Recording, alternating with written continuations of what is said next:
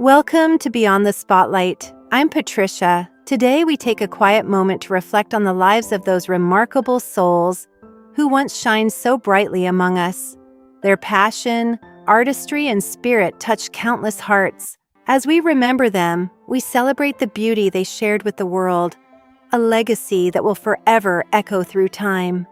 Eldon Campbell, born July 23, 1968, passed away at the age of 57, leaving behind a legacy defined by consistency, professionalism, and quiet reliability. Throughout his NBA career, he was known as a dependable center, whose contributions often extended beyond the spotlight. His style of play emphasized strength, composure, and a team-first mentality that earned him lasting respect across the league. A career built on consistency, Campbell played for multiple teams during his professional journey, adapting to different systems while maintaining a steady presence in the paint. Whether scoring, defending, or rebounding, he focused on doing the essential work that supported his team's success. Coaches and teammates valued his ability to remain composed under pressure and contribute without needing attention or recognition. Championship experience and team role. One of the notable moments of his career came when he was part of the Los Angeles Lakers championship-winning roster in 2004. While not always the primary focus, his role provided depth and stability, reinforcing the importance of reliable contributors in a championship environment. His presence reflected the value of players who support team success through effort and discipline rather than headlines. A quiet but respected legacy. Off the court, Campbell was known for his reserved personality and grounded nature, preferring to let his performance define his reputation. Fans and colleagues remember him as a professional who consistently showed up and fulfilled his role with dedication. His legacy serves as a reminder that impact in sports is not only measured in fame, but also in reliability, teamwork, and steady contribution over time. Gene Hackman is widely regarded as one of the most accomplished actors in American cinema. Born on January 30, 1930, he built a long and highly respected career defined by versatility, realism, and emotional depth. Over more than 4 decades, he appeared in over 80 films, consistently delivering performances that felt natural and grounded, whether in intense dramas, thrillers, or character-driven stories. Breakthrough in acclaimed roles, Hackman rose to major prominence with The French Connection, a role that earned him an Academy Award and established him as a leading figure in Hollywood. He continued to showcase his range in films like The Conversation, where he delivered a restrained and introspective performance, and later in Unforgiven, which earned him a second Academy Award. His work often focused on complex, flawed characters, portrayed with subtlety and control rather than exaggeration. Retirement and legacy. In 2004, Hackman stepped away from acting to live a more private life after decades in the public eye. He is remembered for his consistency, discipline, and ability to fully inhabit every role he played. At the age of 95, Gene Hackman's legacy remains deeply influential in film history, with a body of work that continues to be studied and admired for its authenticity, power, and lasting impact on cinema. Guy Moon, born on February 7, 1962 in Madison, Wisconsin, developed an early passion for music that would later define his career as a composer. With a natural sense for melody and rhythm, he pursued formal training at the University of Arizona, where he refined his skills and began shaping his approach to musical storytelling. His early development laid the groundwork for a career focused on bringing emotion and personality to visual media through sound. Work in animation and signature-style Moon became widely recognized for his contributions to animated television, where his energetic and imaginative compositions helped define the tone of many popular shows. His work on series such as The Fairly Odd Parents, Danny Phantom, Cow and Chicken, and Johnny Test showcased his ability to create music that was playful, expressive, and closely tied to character and narrative. His scores often enhanced comedic timing, emotional beats, and action sequences, becoming an essential part of the viewing experience. Recognition and creative impact. Throughout his career, Guy Moon earned industry recognition, including a Primetime Creative Arts Emmy Award nomination for Outstanding Original Music and Lyrics. While accolades highlighted his achievements, His greater impact was felt in the everyday joy his music brought to audiences, particularly children and families who grew up with the shows he helped shape. Legacy and remembrance. Guy Moon passed away at the age of 63, leaving behind a lasting musical legacy. He is remembered for his creativity, versatility, and the distinctive sound he brought to animated storytelling. His work continues to resonate with audiences, preserving the energy and imagination of the shows that featured his music. Leslie Charleson, born on February 22, 1945, built a respected and lasting career in American television through years of consistent work and dedication. From an early stage, she showed a natural ability to perform with depth and sincerity, which helped her steadily find opportunities in the entertainment industry. Her early roles laid the foundation for what would become a long and influential presence on screen. General Hospital legacy. Her most defining role came in 1977 when she joined the long-running soap opera General Hospital as Dr. Monica Quartermain. Over nearly 5 decades, she became one of the show's most recognizable and enduring figures. Her portrayal brought emotional realism to the character, making Monica feel like a real person navigating complex life experiences. Viewers connected with her strength, vulnerability, and consistency, which helped make her a cornerstone of the series. Other television work. Outside of General Hospital, Charleson also appeared in popular television shows such as Love is a Many-Splendored Thing and Happy Days. These roles highlighted her versatility and ability to adapt to different storytelling styles. Whether in dramatic or lighter settings, she maintained a grounded and authentic performance style that audiences appreciated. Personal presence and legacy. Off-screen, Leslie Charleson was known for her professionalism, humility, and strong working relationships with cast and crew. She earned respect not only for her acting talent, but also for her steady commitment to her craft.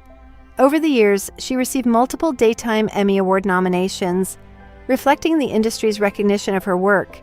She passed away at the age of 79, leaving behind a legacy defined by endurance, artistry, and decades of meaningful storytelling that continue to resonate with viewers. Ellen DeGeneres was born on January 26, 1958, in Metairie, Louisiana, a place where life moves slowly and expectations were simple. On the surface, her childhood looked ordinary: family dinners, school routines, and a home that, at least early on, carried warmth and laughter. Her parents, Betty and Elliot DeGeneres, created a household where humor often filled the gaps between everyday stresses. But like many families, stability was not something that stayed constant. When Ellen was 13, her parents divorced, and that moment quietly changed the emotional direction of her life. It was not a dramatic public event, but a private fracture that reshaped how she understood safety and connection. After the separation, life became more uncertain, and Ellen began developing an instinct that would later define her, using humor as a way to soften emotional weight. Even as a teenager, she learned that making people laugh could ease tension, even if it didn't solve the deeper feelings underneath. That early lesson stayed with her long after childhood ended. Leaving home and learning survival through work. By the time she was 17, Ellen made the decision to leave home, not out of ambition alone, but out of necessity and the desire to find space for herself. She moved through New Orleans and took on whatever work she could find, waiting tables, painting houses, selling vacuum cleaners, and handling small office jobs. These weren't glamorous beginnings, but they became her first real education in reading people. Every interaction taught her something about attention, timing, and human behavior. She learned how quickly moods shift, how laughter can open doors, and how silence can sometimes say more than words. During this period, comedy was not yet a career path. It was simply something that naturally came out of her in conversations and small moments. People noticed she was funny, but it wasn't yet clear what that would mean for her future. Life felt uncertain, but those years built resilience. Without realizing it, she was gathering the emotional material that would later become the foundation of her voice on stage. First steps into stand-up comedy. Ellen's entry into stand-up comedy happened almost accidentally. In small clubs and coffee houses where the stakes were low, but the learning curve was steep. She didn't begin with polished routines or industry connections. Just observations, personal stories, and a natural sense of timing. The early audiences were unpredictable, sometimes engaged, sometimes indifferent, but always honest. That honesty shaped her quickly. She learned to adjust her rhythm, to trust silence, and to let simplicity carry her material. Unlike many performers of the time, she didn't rely on sharp criticism or aggressive humor. Instead, her style leaned toward gentle storytelling and everyday absurdities. People didn't just laugh at her jokes, they connected to the way she saw the world. Slowly, word spread through local circuits, and she began traveling for small shows, sometimes driving long distances for just a few minutes on stage.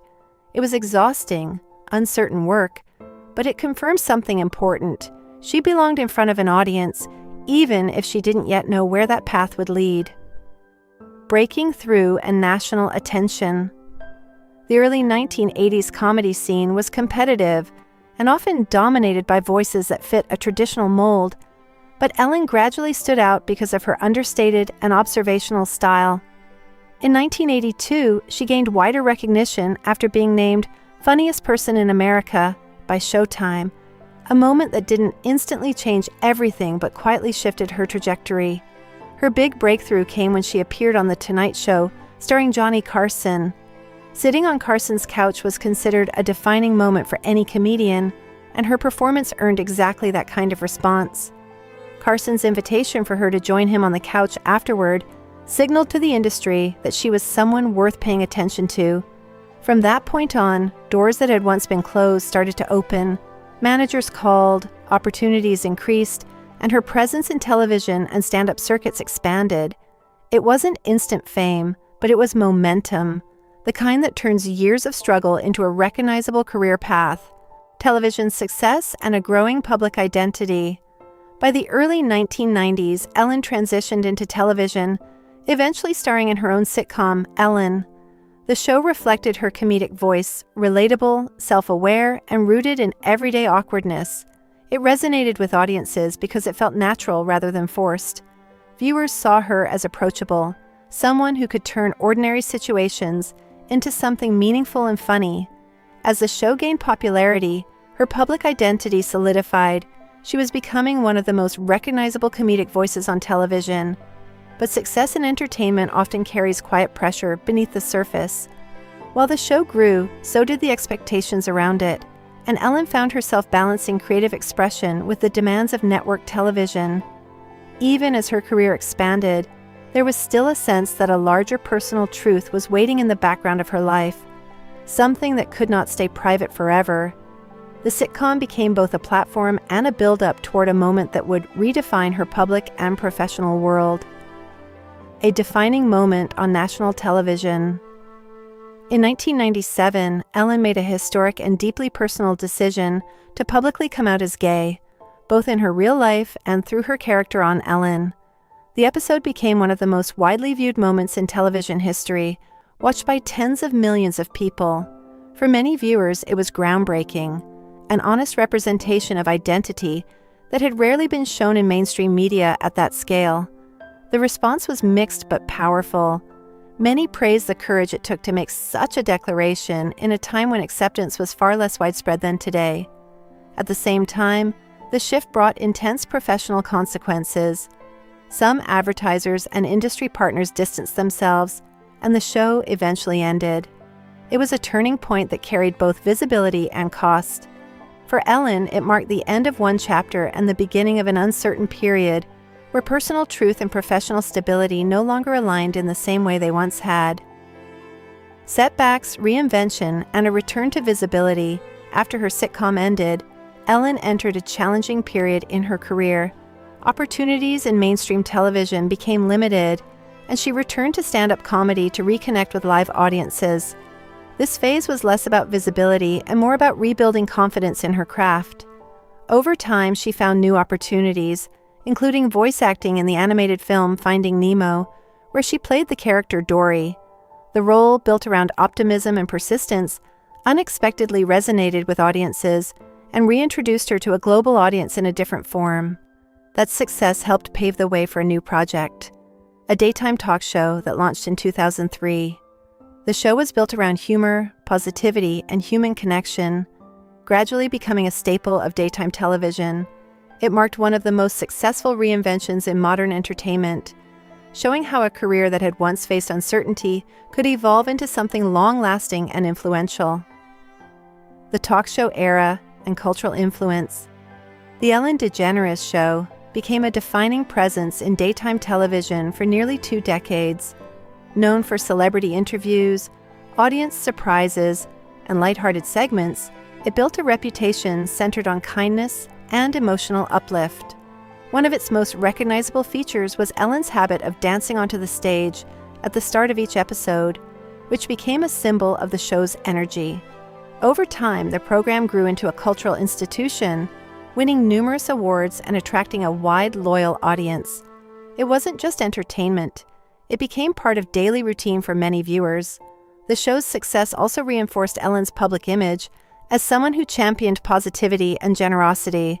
However, with long-running visibility also came increased scrutiny, as the gap between public perception and behind-the-scenes experiences began to attract attention later in its run. Still, for many years, the show stood as one of the most successful examples of modern daytime television.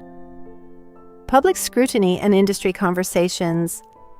In 2020, reports and workplace-related concerns about the environment behind the talk show surfaced publicly, leading to widespread discussion in media and entertainment circles. These accounts described challenges within the production environment and sparked conversations about workplace culture in high-pressure television settings. In response, changes were made within the production team, and Ellen addressed the situation publicly, acknowledging responsibility for maintaining a respectful workplace. The situation became a major turning point in how the show was perceived, adding complexity to her long-standing public image of kindness. It also reflected a broader cultural shift where audiences and employees alike began holding entertainment institutions to higher standards of accountability.